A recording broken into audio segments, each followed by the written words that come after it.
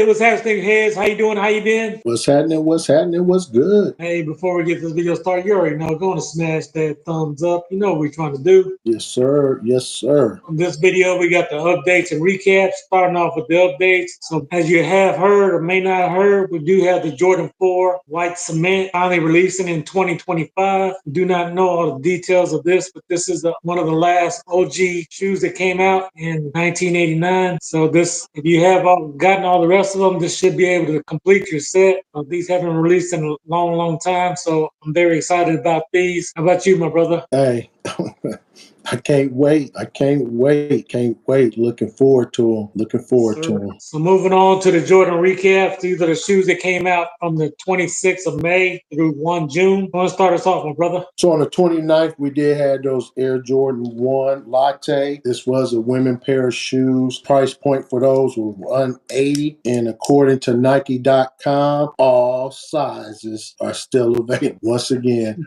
all sizes are still available. Yes, sir. I was kind of surprised about this, only because the Mochas did so well, but I know that Jordan 1s are not popular anymore. But I did think because they were in that light brown, similar to the Mochas, that they would do well. But unfortunately, it is what it is, my brother. I just believe it's that price point. $180 for a women's pair of shoes with no heel. Come on, Jordan brand. Hey, drop us a comment down below. Hey, either you go agree or disagree with me, but that price point of $180 for females for women's pair of sneakers, women don't even really rock sneakers like that, right? And the price point of $180, I wasn't surprised.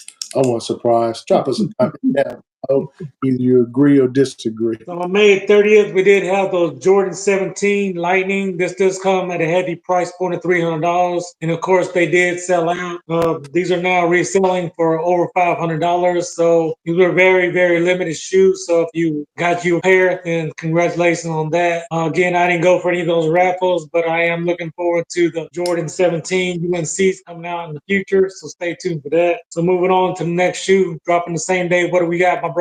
So on the same day, May 30th, we did have those Jordan Mule. Price point for those were $110.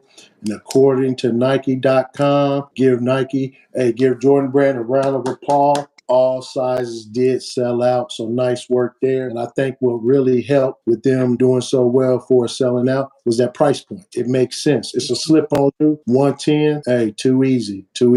So nice work there, Jordan Brand. So if you're listening out there, Jordan Brand, if you make your shoes affordable for everyone, then they'll sell out. But if you want to keep on jacking up the price just so the resellers won't make $20, then that's on you. So moving on to the last shoe on June 1st, we did have a Jordan 1 Low OG metallic silver.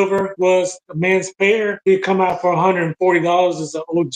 Thought it was an ugly shoe, and I guess y'all agree with me because sizes 8 through 18 are still all available on Nike.com. So you want these, going to snatch them up, Sneakerhead. Yes, sir. Yeah, and you guys continue to love content like this. Hey, check out that video right there. Like we said, for sure, when you're blessed. Hey, bless others. Peace.